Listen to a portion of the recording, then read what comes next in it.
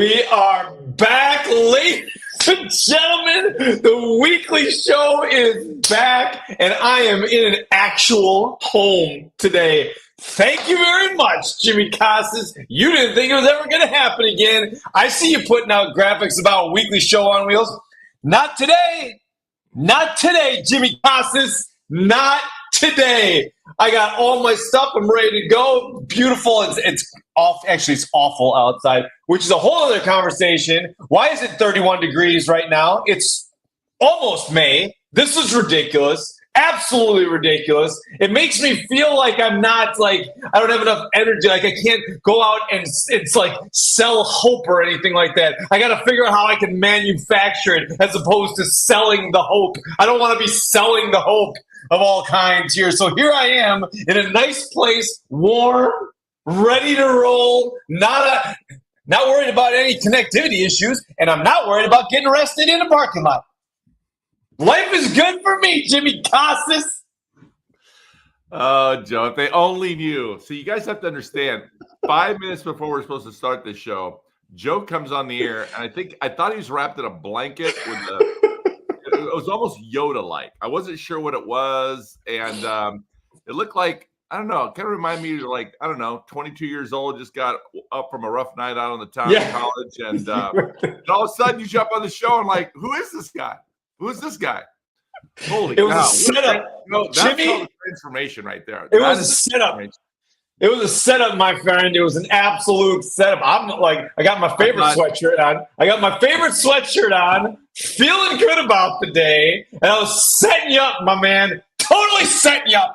Yeah, because you looked like you had just come off a bender when you popped on the show. And then you come up. You know what it was, I think? I just want everybody to know this. I said, Joe, listen to this. It's okay. Okay? You can be vulnerable with me. I know you're having a rough time, but listen. Whatever. I want to be your merchant of hope. You didn't say that because I don't want to jump through this screen. There's a chance that this is going to turn out okay. You just got to believe, Joe. You got to believe. Give yourself a chance. Give yourself a chance. Close your eyes. Yeah. I'm going to tell you right now, that would have made me so mad. That would have made me more mad than the fact that it's snowing outside. Like, that would have made me more. It's like legit snowing outside in April in Wisconsin. And at the same time, that would have made me more mad. It's ridiculous. So how are you doing, my man? I saw you out and about this week. I was not out and about. I was at DA's Jimmy, we had our district administration leadership, aspiring superintendent program. The cohort finished up this week, and then they got a chance to go to the summit, to one of the summits that DA hosts, which are fantastic. And it was cool to see this group of people come together, talk about leadership in terms of what they want to do, what they want to lead when it comes down to their superintendent role at some point. All aspiring superintendents on some level that will hopefully be out leading a district here soon. But one of the things that came up that I thought really kind of connected with what you were doing this week was we started talking about highly functioning teams. And how do we put ourselves in a situation where we can bring people together towards a common goal and a common vision, at the same time create momentum for each of them within the context of the team? And I think as we close the year out and start thinking about what next year looks like already, I think there's a lot of leaders around there thinking, so what am I going to do to build my team to make sure that when the year starts next year, we put ourselves in the best position to lead the group that we want to lead. And when you were doing, you were doing leadership retreat this week. So I think that might be an opportunity for us to talk about what did it look like for you? And honestly, what does it really mean for us as leaders of leaders to help people develop leadership retreats, leadership, workshops, whatever, to build the leaders around them so we don't feel like we're isolated and alone in this job. Yeah, Joe, it was a great week in Georgia. And it actually had me reflecting a lot because I think one of my biggest frustrations always was as a principal is I never had the benefit of really going on what I would call a true leadership retreat. Mm-hmm. Most of our leadership retreats were actually held right in our board office in our district. I do remember the one time we went way out on a limb and rented a room at the public library and went, 3 blocks down the street. But I always felt that those leadership retreats were really managerial. They were really just, going through a bunch of paperwork and going through things that the district wanted to share out and so forth. And, when you think about that, it's really interesting. That's from a district level. Obviously, we can do leadership retreats for building levels, for our own admin teams. It'd be even awesome to think, could a teacher do a leadership retreat for their students, right, in some capacity, in some sort of field trip and turn it into that type of leadership retreat. I do think these things are important, and I'm going to talk a little bit about why and what the benefits are and, what we took out of it. But one of the things I would love to say look, Joe, we actually have some people on this morning. Awesome. I saw that. I was just taking a look at it. Yeah, it's fantastic. Yeah, Tanner's asking why I'm not in a van. I appreciate that. I'm like, it's I found a spot for the weekend, which is pretty nice, I guess. So Karen, I like your car's talking about yelling Jimmy at Jim. That would be hilarious. I would laugh so hard. I'd be like, he's maybe like, we're talking about instructional. Oh, okay. So that sounds fantastic. That's good. Just yell Jimmy at him. You'd be okay with it. I love it. Yeah, it'd be like going to John Maxwell's retreat. You go, Johnny! Hey, Johnny! What's up, Big Johnny? How you doing? How are things going, man? You sell 1 billion books today? Probably. Oh, I got you. Okay, fantastic. Good to be here. That's right. So if you think about that in terms of the benefits and so forth, but one thing I would like to say to people here this morning is, are you currently hosting a leadership retreat, or are you planning on that? Have you attended one? What are the benefits of that? I just like to hear what people share in terms of if they have done those, what are some things that they've done, or what are some benefits that they see, and what are those takeaways? But I think one of the biggest things is, here's what we'll start with, is number one is, why a leadership retreat? Why? What are the benefits of that? And I think one of the things that's important that we talk about location first is, one of the things I see is that leadership retreats that are done on your campus or at your district office, for whatever reason, never seem like a retreat for whether it's because of the content that we're going over that day. But my experience, Joe, has been more just for the interruptions. It's just constantly interrupted. And if we're not willing to commit the time to do this work, think about this, then how will we ever do this work? Sometimes as leaders, I think we forget the importance of what we're modeling to other people. And what we're really saying is, well, we don't have time that we can actually sit down as a team and really get through an agenda, or get through some work, or get through some vision work, or whatever we're trying to accomplish, without constantly being interrupted, because it reminds us again that everything else is more important. And if we can't even lay our own foundations for our own vision for our teams, well, then how are we ever going to do that for a building or a district level? And so I think one of the things is, it's just modeling. And I think that's really critical in the work that we do. And one of the things we talked about this weekend, or the last couple of days, was just the importance of what are we modeling. And the biggest takeaway that people said is that the best part of the retreat, and there were many of them, and it was awesome to hear what the benefits that they took from it and what they felt about it. But the common theme that kept coming up was, this is a reminder that we all have to slow down. Right. And that was again, but how do you do that? And it's easy to say that when you retreat, but the really question we dove into is, how are we going to commit to slowing down when we go back? What is that going to look like? Because you can't just say it at a retreat, because you were able to slow down for a couple of days.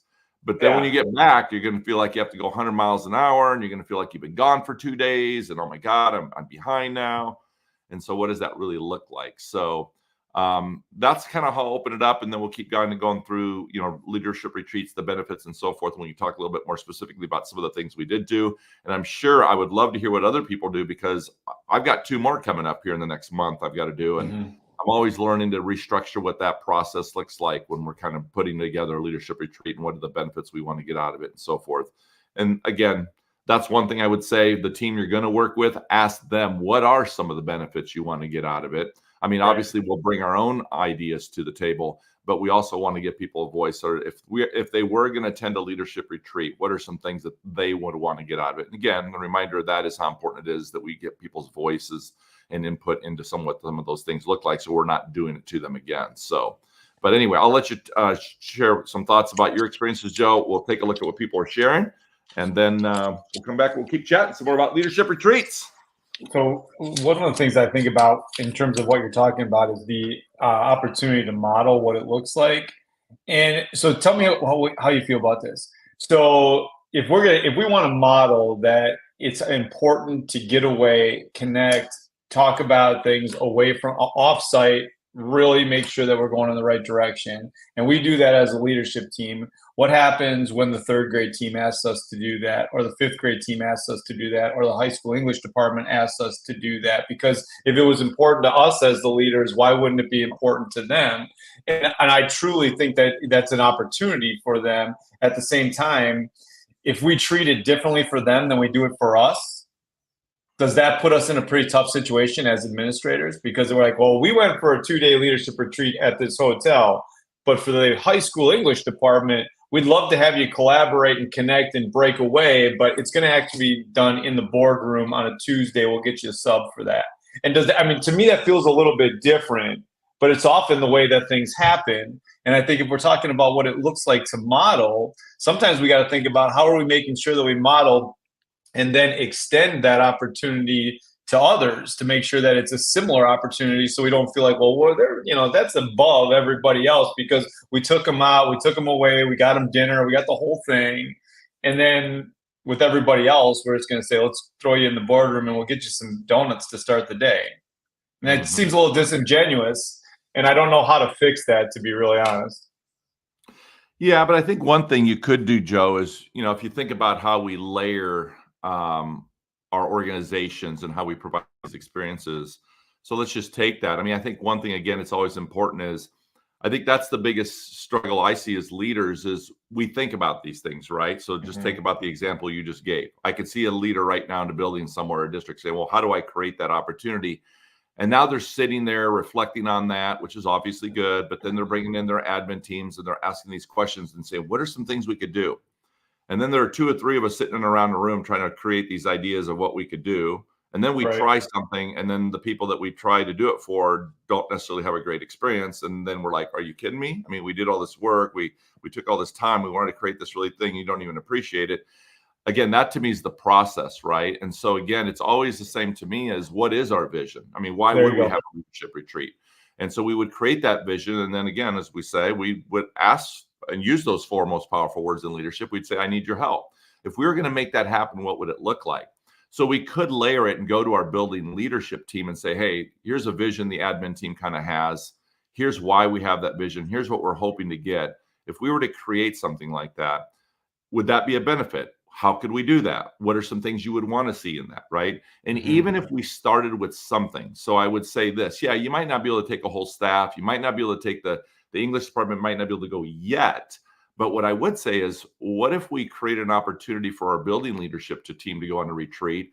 Now, let's just make this up. Maybe it's a 3rd grade team leader, or maybe it's a 7th grade social studies leader, or a high school PE leader. They've now had the experience. Maybe it gets them excited and them saying, because you could be strategic and say, okay, now that we've done this as a leadership team, including some of those teachers, do you see a benefit of this? How do you think that this would benefit your departments? How could we create that? What would that look like? And if that's what they wanted to do, then they now have a model and example and feel like they have permission that they could go back and create the same experiences for their departments or their teams. And so maybe that's a way to begin to layer it. But those processes are important in everything we do, right? Whether it's a leadership retreat or whether it's, creating a new curriculum or a new initiative. It's just, how do we be strategic in layering that rather than go to the masses and try to, go up here right away and not get the result we want. So maybe start small. And so with this group, starting with an admin team, could go back now and create it with their teams and then just keep building and building and building. And the key is, at least you're making progress. At least you're moving forward and you're extending, as you would say, Joe, you're extending those opportunities to more people. Yeah. I think if you start small and think big, right? Like, you started small and get a win early in terms of what it looks like, but always be planning for the opportunity that it could lead to in the future. So when you slow yourself down and say, okay, a lot of times what I see are people like, what we should do? We should have a leadership retreat. No planning that goes into it. Just like, it would be good for us to get away and break away from the building, which in and of itself is a good idea, right? But if there's no planning behind it, and it doesn't turn out to be a great experience for the people in that spaces, it doesn't have the opportunity to extend. If we start small and say we're going to do everything that we can to make sure that it's a benefit to those who attend, while also knowing that if it is a benefit to those who attend, they're going to want a similar opportunity for the people that they lead. Now we treat it a little bit differently, because when you think about it, you don't just think about the content that happens in that leadership retreat. You think about what it's going to look like for the next group, which means often there's dollars attached to that. So you can start planning for what it looks like, and you talk to your business and finance group. You talk to an off-site group that say, like, hey, we'd love to do 3 of these in the next couple of years, and and if we have a good experience, we're going to be back because we want to bring more people, or we want to get more people involved in this. And so when you start small and say, I'm going to, we need a win early. We need to make sure that it feels good, looks good. It's got the content attached to it. It really speaks to who we are, who our core values are as a group. And now, if it goes well, what's it going to look like in the future, without just saying, hey, it was really fun. We should probably think about what it could look like down the road. When we do it right away and think about it like that, and then we could recreate it, I think it helps us a lot along the way. The other thing that I see that happens a lot in these retreats is we do the retreat and then we go back, you get back to the building and 90 things are happening, and we don't ever reflect on what happened with that. We bring it back during meetings throughout the course of the year. It'll never be the same as that 2 days off site, and we bring some of the content back that we talked about, whether it be norms, whether it be our vision, whether it be what we're going to utilize moving forward to build the capacity of people, whatever that is, that's going to come back, right? But what often happens that I see is you walk away from the retreat feeling really good about that retreat, and you go back to your office, and then just the day takes over, and we never take a chance to sit down, reflect, and write it down. Write it down. Write everything that you did down. What worked, what didn't work, what went really well along the way, what content that you brought, what the process was, what kind of stuff you had, the timing for everything, the snacks, honestly, the food, the time that you gave them away.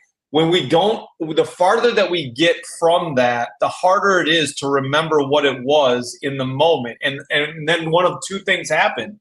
You get 6, 8, 10 months away from it, and you start saying, well, we did this one thing, it was really good. I think I remember, so I thought we did like this, or you're like, I don't think it was that big a deal. It didn't work. When it really did, but we're so far away from it that we don't remember the details of what it looked like. So we try to always encourage that when you complete something like that, if it's a leadership retreat, or if it's, whatever the process is, that you sit down and you reflect on the process, but also document the process. So when you look at it a year later, it doesn't feel like it's all new and you're recreating the wheel. And I think that's where we get ourselves into trouble. Mm-hmm. Yeah, those are really good points, Joe. Joe, I'm looking at this. Karen says that she thinks that if you're going to have a leadership retreat, we should just jump in your van, Joe, and go somewhere. That would be a priority of every leadership retreat moving forward. So you're going to hear it first here, people. If you're thinking about hosting a leadership retreat, reach out to Joe Sanfilippo. We can probably rent a van and take all of you and get the thing off to a really good start here this summer if you're interested in doing that. So I'm sure there's a rest stop along the way. We can go take a little walk. I mean, I found a bunch of them in Kentucky and Wyoming, I guess. I can get out there. Let's do it, man. But first of all, let's be honest, you're not going for a walk. You do 0 exercise. So that is not true, Jimmy Costas. I'm going to tell you right now. You just walk 1 minute. Nope. You walk 1 minute a day. I just remembered that. I want you to look at this right here. That's the walks this week. That's an average of 10,500 steps this week. Thank you very much. Yesterday, 14,000 steps, Jimmy Costas. When you don't have a job, you got a little time to walk, my man. That's what it is. So don't you go telling me that I'm not exercising. That's about all I'm going to get. Now, I'll kill a pizza. I swear to God, I'll kill a pizza. I will. But I'm going to walk it off a little bit now. Joe's the only guy I know that will call me when he's on the road. He goes, hey, remind me again, where's that Wigan pen? Oh, man, that's about 2.5 hours from where I'm at. But I think I can do that. Joe will go 2.5 hours out of his way to get a pizza and then eat the entire pizza in the car on the way back the other 2. That's a 5 hour out of the way. 100%. But Joe, you know what I just realized? I hope your wife doesn't watch this show, because if she does, you are in trouble now. No, she knows. We're good. Reading the whole good by yourself. She's like, Joe, you got to limit to one. You're getting older, Joe. You're getting older. You can't be eating all that pizza every day. So, look how Josh Tovar just threw some shade at you. He says he walks a 10,000 step Club Joe. I bet Joe Tovar walks Josh, whatever. I bet Josh walks about 20,000 steps a day. Right. Maybe even 30,000. Josh. I mean, that guy's probably right now he's probably walking. He's working out right now. Watching the show. That's Josh for you. So, let's get back to this leadership retreat, Joe. So here's a couple things. I'm just going to talk from the experience. So one of the things of this retreat, it was held off grounds, and that was really awesome, right? And I know people were excited about that, just to get away, because they hadn't done that for a while. And that was one of the big conversations I've had with a few groups this year that have talked about it. I've really encouraged them to get off campus if they're going to do it. I mean, really get off campus. Right. And I'm excited for them, because I know they're going to enjoy it. People need that time away. I've never been a part of a leadership retreat that was off campus somewhere that didn't end up like, why are we not doing this all the time? Like, why are we not doing this more often? Right. And so it's a reminder again. Obviously, one of the biggest benefits that came from this weekend, other than the slowing down, was just, oh my God, Joe, these people have been working together for literally over 20 years. I mean, there were 13, 14 people there. Most of them have history with one another. They grew up. I say grew up, right? But in terms of, well, a couple of them did. But they're from the same community. They've been there for a while. They had each other's kids. They were teachers together. They were administrators together. Now they're at central office together. I mean, all these types of things, and they have history.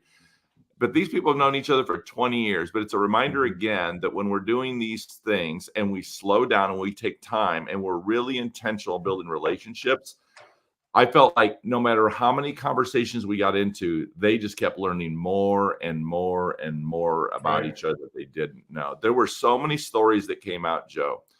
By slowing down, they were able to take a deeper dive. Oh my God, the laughter and the tears that came from that were just incredible, right? And it really did. I know they are leaving with a much deeper relationship with each other. And just being able to slow down and literally talk about stuff that has nothing to do with work for long periods of time. But, and there was ways to do that. And your good friend, Joe, I had reached out to her because I was looking for another new activity, because I had done a simulation workshop with these individuals. So, I mean, I didn't want to repeat content, basically. Right. And Amy Dujon, who's a good friend of yours, you were talking about the DA, gave me an activity called Strength Bombardment. I'm guessing you probably have seen this. We do it in DA. Yeah, we do it with the starting. I made some adjustments to it and some tweaks to it to kind of make it a little bit just different, because I knew I'd have more time and so forth. But I'm going to let her know here today. But that was so powerful, and she was spot on. And that Strength Bombardment was awesome. And to see everybody get a lead with their strength sheets, right, and just be able to recognize and remember always that this is the leader who I am and who I want to be and what people recognize about me. But that one activity alone was, that was a powerful one. We talked about childhood experiences. We had a lot of different fun. I took some of Carl Hooker stuff, like three-word stories and just different kinds of things. They have also laughter as well, not just always the deep stuff. But man, it was almost like a cleansing a little bit, too. I know. It was really cool. I know. It was really awesome to facilitate that and watch that. And these are people I care about. And I learned so much from it, right? Some very, very deep personal stuff, that there were people there that shared stuff out that had never shared anything with anybody ever. And that's crazy, right? And that's just 2 days, right? That's just in a couple of days, how quickly you can bond with people when you slow down and are really intentional about them. Have you read Storyworthy? Did I tell you about Story? I told you about Storyworthy, right? The book Storyworthy? I don't think so. Okay, so there's a book called Storyworthy, written by Matthew Dix, and it's like the power of story and how to make sure that we, like legit connect opportunities to lean into story, but also leverage story for learning and everything that goes along with it. And he does a couple activities in his workshops that I thought were really interesting. One was called First, Last, Best, Worst. So you do like Kiss, your first kiss, your last kiss, your best kiss, your worst kiss, your first vacation, first, best, last, worst, and then connect those to some stories about how you could really kind of lean into starting off something with that or ending something with that. I mean, it's all about storytelling, but I think it really speaks to the content piece of it. The other thing that he was talking about in terms of story that was really interesting, I think we should get into it at a different time, was like how the best stories in the world are literally 5-second like really compartmentalized to 5 seconds. There's a lot before, there's a lot after, but it's literally this 5-second moment that people talk about on that story arc. It's really interesting. He has some great stuff about Jurassic Park, and that it's not about dinosaurs. It's about a guy that honestly finds that he really loves kids and the whole. It's a really interesting concept. So, but when you do activities like that, it brings up a lot, but it also allows you to connect in ways that maybe you haven't before. And I think what we want to do in these opportunities is to get to know our people more, but just as importantly, know our people enough going into it that we don't put them in a really difficult position. Right. I mean, sharing is very difficult for some people. And honestly, I think we want to try to keep them. We would push them from a leadership lens on a daily basis. So there's no shame in pushing them from a sharing perspective, but we also have to know where the line is when it comes down to pushing them in leadership while also pushing them to share. Right. I mean, we want to get to know each other, but not at the expense of making it difficult after the retreat is over. So that's a really interesting conversation. Yeah, and Karen brought up the same point, right? What do you do with people who don't necessarily feel comfortable, who are maybe necessarily the introverts? And obviously we want to respect, and that's part of the norms from the very beginning, right? Safe zones, and people don't, but obviously strategically, that's not how we started the first day, right? You don't start with that. That was more towards the middle, towards the last part of the retreat, because you got to get people a little bit of opportunity to kind of warm up and talk. So exactly that, Joe. I mean, it's just how you build up to that, right? The questions that you ask are very low level surface questions, maybe at the beginning, throughout the first day.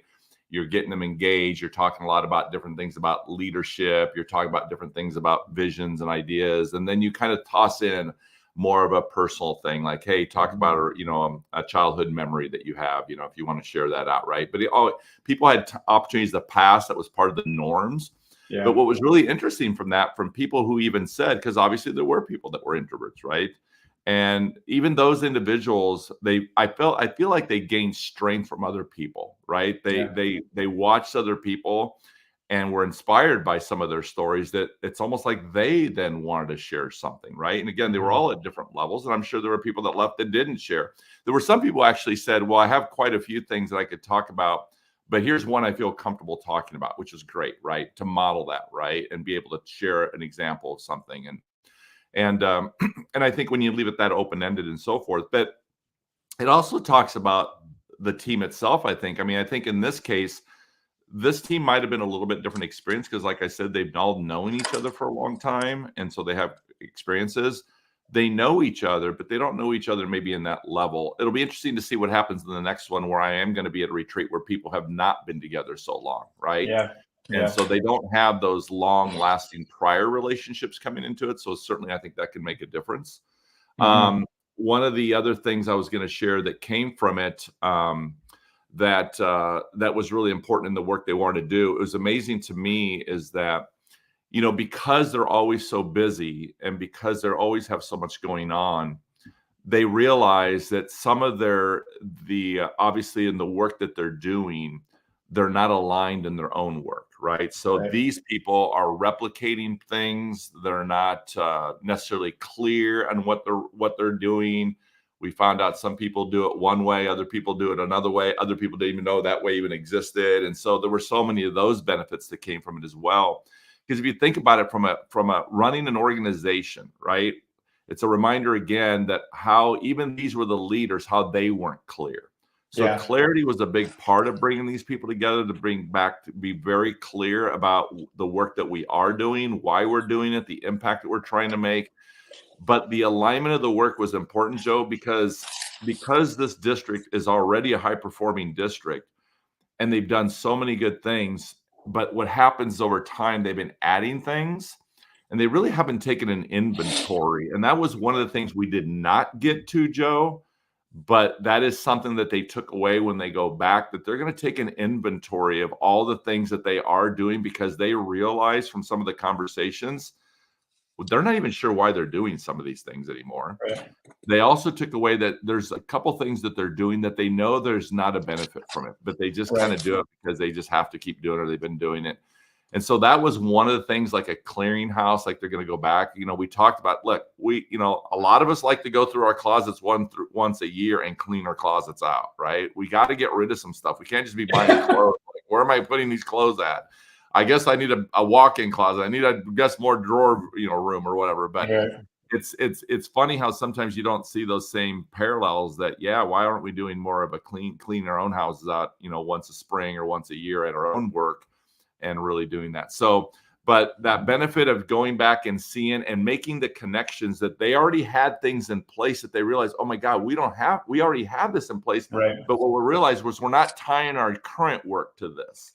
Mm-hmm. And yet it is our foundation of everything we do. And we recognize it, we talk about it, but we really never take a deep dive and break it down. And we certainly aren't using it to onboard our new people. So there were so many benefits around that alignment of that work as well.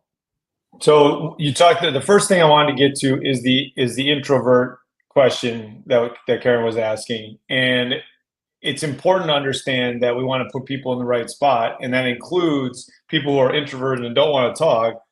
But the opposite is just as real. When you have the extrovert that wants to talk all the time, and so when you have one person that just wants to drive the conversation because they do have a lot to share and they do want to make sure. So as the facilitator of that space, I think you've got to be cognizant of both areas, because you don't want the extrovert to make sure that they take over the space where the introvert would maybe share a little bit, but didn't get the opportunity because somebody's driving the conversation because they're really excited to be there. And it's the first time they've ever done one of these, and it's really fun and I love it and everything. And we want to keep that momentum going, but we also don't want it to inhibit the sharing of everybody else along the way. So I think there's a real balance that we need to come up with there. The second thing is, if you are when you walked into that workshop, Jimmy, you didn't walk into the workshop going, all right, so we're going to see how it goes, right? Like, you had a clear purpose of why you were there to build them. If it was a framework that you established around culturize or recalibrate, or if it was based on their core values, if it was based on collective efficacy of the group, whatever it was, you had a plan in mind in terms of what they were going to walk out with, which meant there was purpose to the retreat. It wasn't just to get away. Because the reason that I say it is because you're absolutely right when it comes down to once a year we should clean out our closets. But then what happens? You clean out your closet and then you spend the next year buying more stuff to fill that closet. And then you got to clean it again. And a lot of times you clean it and just like to replace the stuff from 2 years ago, and the stuff from 1 year ago gets pushed off to one side of the closet to make space for the new stuff that goes on along the way. So two things that I think about when it comes down to that is, do you have a purpose as the leader, as the facilitator, as the superintendent, as the central office staff, as the group that's leading the group? What's the purpose of the retreat? What's the purpose of us being in that space moving forward? When and when are you going to A, reflect on it, and B, follow up on it, so we don't feel like it was the one time we had the great meals and got a chance to really talk about our feelings? Because that's not helping you in May when everything is falling on your shoulders. So part of the retreat is not just to get away and connect and talk and network. It's to establish, just like you said, frameworks and systems that when things get hard, we fall back to the system that we created. Everybody wants to do well, right? There's nobody that wakes up and says, I can't wait to be average today. That's not the thing. But when you feel knocked down, you fall back to the system that you created.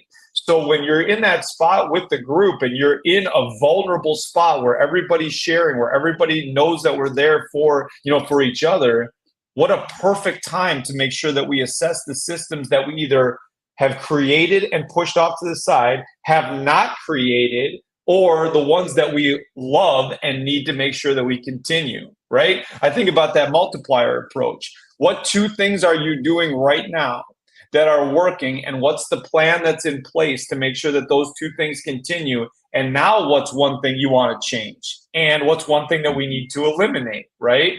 But unless you have a plan in place for the system that you want to create, then when things get tough, people are going to go back to what they feel the most comfortable with, which might not be the system that you talked about in the retreat. Yeah. No, that was really good. I love that point. You're absolutely right. So funny, right? You'll clean out the closet and then you go shop it again, right? Yeah, exactly. So that's a really good point. And there's those analogies or parallels, whatever you want to call them, to the work that we're doing every day. Right. And that can be also not just overwhelming, but exhausting for people too, because I feel like you never get out of that cycle. It's a vicious cycle. Correct. And so you need to address it, Jimmy. The first thing is just to address that that's part of the process. And when you address that with your group, that, you know what, my fear of us being here is it creates this cycle that we get back into. If this is not about purpose and change, then we shouldn't be here. Like, if we want to go get dinner, let's go get dinner. Like, that's great. And we should do that. But we're here for a retreat. We're here to build and grow. Part of that is networking. Part of that is getting to know the people that we work with.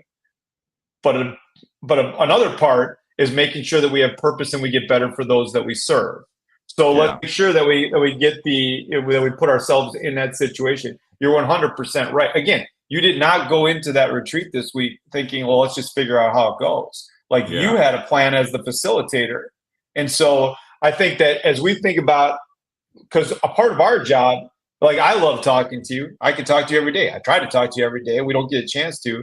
But we also want to make sure that when people come here and watch this, that they have purpose moving forward. So what is it that you do when you're thinking about building those teams? When you go into those retreats that you're now doing, the workshops that you're now doing, how do you determine what the purpose is and what the follow-up is for what those look like as the leader, as the facilitator? Yeah. So in this case, Joe, obviously I have relationships with these people, so I know them very well. And we've had a lot of conversations. So there's certainly a pre-planning. We'll call it that. Just always remember, there has to be some pre-planning. That's what you're talking about, Joe. You can't just say we're going to go to retreat and what does that really look like? And so you want to be really clear. So certainly a lot of pre-planning went into this. We actually kind of did, I'm going to call it a trial run with a smaller group of people. So we too layered it. Kind of looked to work out some bugs. So I did it with a smaller group there. And well, obviously it wasn't a retreat, but it was a workshop that I did with them. But from that, what they took from it is we want to do this at a larger scale with all of our people. Good. Why don't we have all of our people here? All of our people really needed this. So that worked out well in our benefit. So the pre-planning obviously is important. Obviously getting voice from the people that are going to participate and attend. Hey, what are some things that you would see that this would be a benefit? What would be something that would happen that you would say, now that is a good retreat, right? So it's kind of the same thing of getting that input and voice. Ironically, the framework, right? We did develop a framework, right? Our framework is about relationships, purpose, expectations, alignment, and creating a framework. So all these things they wanted to get out of this 2-day retreat. Okay. And that was made very clear from the very beginning what it was we wanted to, what that looked like, define that, what we mean by that. And then we were very intentional in just breaking down every time we were working through that. But obviously many of these kind of, I'm going to call them interconnect, maybe loop. I don't know what the word is you want to call, maybe interconnect or cross section with one another. And so that was a framework as a guide for me to make sure that we were accomplishing the goals that we wanted to get done there. One of the benefits also, Joe, that came from that you're asking about is before we left, we did 2 things. And one of those is we created accountability partners who was going to do the 30-day check-in from today or from yesterday. So May 19th will be all their check-ins with each other. They developed an accountability partner. We agreed that every one of us here wanted to be great, but we were going to need help from everybody because none of us are going to be able to do this work because the reality is many of us are going to fall back. We also talked about just the behaviors and the expectations that we all agreed that we're all going to violate the expectations. We're all going to do that. Everybody in this room is going to violate that.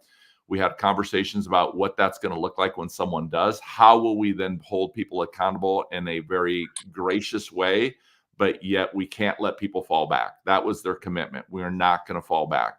We are the leadership team. If we're not able to model that, then we're never going to ask our people to be able to do this. I mean, there was some really strong takeaways and some insights that they took from it. And the one that we didn't get to, and that's something that we did talk about that in our follow-up, because we're going to have a follow-up to this, right? So next week, I'll be meeting with them in person to take reflections away from the retreat, what went well, what some things they took away, and what the next steps are going to continue to look like.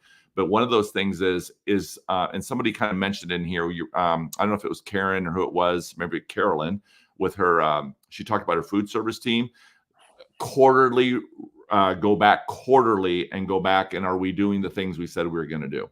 Right. And so that continuous work with them throughout the year. So we're, as you would say, Joe, so we're not making sure we're not just going buying more stuff again. Right. And so that was really important. And one thing that the leader, I'm going to say the leader, the boss of the bosses that were there said to me before we left, Jimmy, this was so awesome because I'll be honest, I couldn't have been able to do this. And I don't think he meant it from a point of skill sets. It's not that. But there is something different when you're the leader and you're trying to facilitate your own workshops or retreats. I think that can be very challenging for people. Yeah.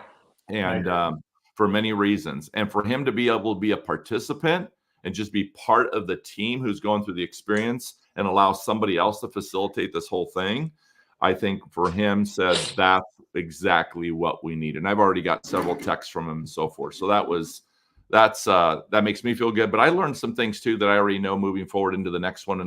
I think I'll just keep getting better at it too. I mean, I've done them before, but every time you walk away, you learn something from it. And I enjoy doing them because it's a different kind of work for us, as you well know, Joe, it's different work for us. It's even different from the workshop. I don't even see it like a workshop. It really is. What do we hope to get out of this retreat? It's very specific for that. But I think there's something about getting away that just changes the whole experience. That's my takeaway. And that's why I'm a big believer that if you're calling something a retreat, but you're still back in your district board office, I just call that a long day meeting. That's what I call it. It can still be a workshop. Like you can still call it a workshop, but at the same time, it's not a retreat. You see how I went back to my own experiences? That was my experience, right? I just I get stuck there a little bit sometimes too. So well, the problem, the thing that you have to think about is, are you able? I guess when I think about it, a retreat, I think, am I able to retreat in terms of when I think about it, not even from a work perspective, but if I'm going on a retreat, I'm away. Like I am literally away. I'm on my own. I'm not thinking about what's going on at school, that kind of stuff. When I'm at a workshop, it just feels more worky, I guess, if that's not even a word, but you know what I mean. Worky, you made up a word, Joe Sanfilippo. Worky. Everybody hear that? Worky. Keela, did you hear that? Please take that clip. That's the one we're going to share out this week with Joe Sanfilippo promoting the weekly show. Boys and girls, this is the worst. This is the worst day of my life. That's the worst day. Awful. Anyway, so let's get back to this. Oh my gosh, I got to get a shirt with it. So, but it allows us to really kind of break away, and I treat it a little bit differently. And I think that if the other thing that I think is important that you said, and I truly believe this, is when we are the superintendent or the director or whoever that's leading a group of people, and then we take them on our retreat, it almost inherently, it turns into the leader's work being put upon the people who are there. When there's a third party organizing it, now it feels a little different because now I, as the superintendent, am being more invested in the learning process of it as opposed to the facilitation process of it. And I just feel like that's a different feel for the group, because now it's not it's not Joe's meeting, it's not Joe's retreat, it's our retreat. And I think that feels so different because now it puts us in a spot where we're all learning together. Because there are other times I think that if you've had a bad experience with one of the people on your team, and then you're going out there and telling the entire group about how we got to build community, but at the same time, you've had a really tough conversation, the person is going to be like, well, that's trash. There's like, that's not how I was treated in a time that I probably should have been treated differently. And then they don't get a chance to grow. But when you say it or I say it, they can think that the person leading it didn't do it the way that they should. But then the person that is the leader in that space could say, I got to get better at this too. And then all of a sudden you've made this connection, right? Mm-hmm. But because it doesn't feel like it's one person just kind of putting it all out there, I think, I just feel like that having someone else facilitate it, even if, and you should, if there's pre-planning that leads up to it, that gives purpose to it, when someone else facilitates it, it doesn't feel like it's Joe's stuff being put upon the group that's already there, who sees Joe every day, who may not feel like Joe leans into some of the concepts that we're talking about. So why is he the one that gets to talk to us about all this stuff when I don't see that in him as much all the time either? Yeah, Joe, that's a great point, right? Because some of these retreats, you're going to them and you do have, some people do have not a good working relationship. And you can almost see it, right? It's stressful. Right. It's kind of, it's almost, but then the other side of it is that's exactly why we need to do these things more often, because that is behavior that's happening in the organization. And you have to create opportunities for people to say, hey, why are these behaviors existing? How do we move past that? So, right, Joe, I'm going to share this out because Karen asked for this. And then when I'm done, I'm just going to turn it back over to you to close it. We're so grateful for everybody sticking around here today. We're talking retreats, the benefits of the retreats, and all things about retreats. And Karen, you asked the question about norms. I'm just going to share the norms that we used. And this is their norms, so it's not my norms. But I loved it so much that I did share it out on social media, but I'll just share it real quick. It's called ropes. That's what they call it. And their norms are for learning. So they call these learning norms, which I kind of like that as well. And it starts with which norm will you lean into today? So I'm going to read it. So I put my glasses on because I can't see because I'm old.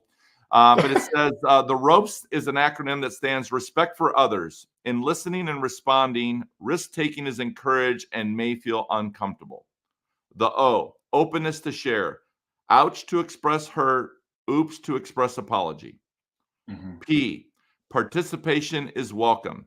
Pass when needed, present in the moment, and experience it. E, education and evidence. As we all are learning, exploration of thoughts and feelings, as well as inquiry. And the S, shift up, shift back, speak your truth, make space for all voices. So which person are you going to try to be that day for yourself as you lean into some of this work that we're doing? So there you have it, Karen. I'm just sharing the norms that we agreed to that day. So if you're feeling a little normie, Karen, then I would say that. God, I love that, Joe Sanfilippo. Joe, I see a text coming every day. How's Worky coming along today? How's Walkie? You getting those steppies in today this week? Oh, my God. In today, buddy? Little buddy. It's not good. See, I got cocky. And I got Merchant of Worky. Listen, some things just feel like more worky than others. This is the worst day of my life. Karen says, thank you. I feel normie. Karen, I love you. Oh, my God. This is the best. I want everybody to just go away. This is the worst thing.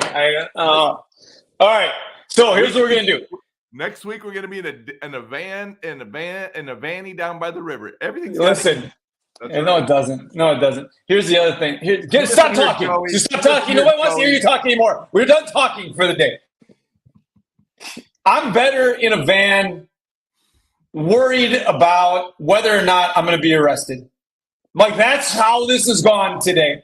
Like, I feel more confident in a van looking over my shoulder to make sure that there are not people running in wondering what the heck I'm doing. I get a little bit confident, just kind of a little confident, and then I start spilling just dumb words like culture. I'm making them up.